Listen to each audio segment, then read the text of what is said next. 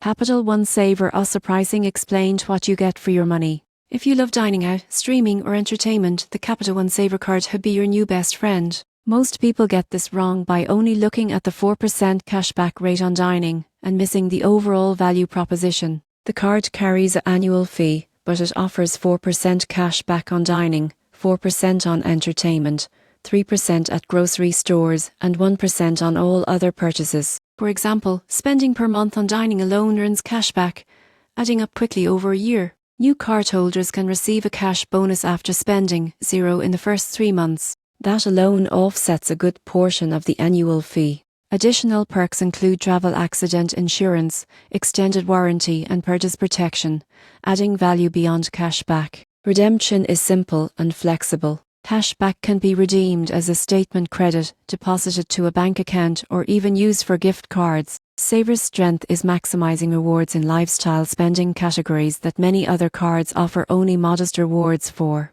In conclusion, the Capital One Savor card is ideal for foodies and entertainment enthusiasts who spend heavily in those categories. Despite a moderate annual fee, the high cashback rates and welcome bonus make this card highly rewarding when used strategically.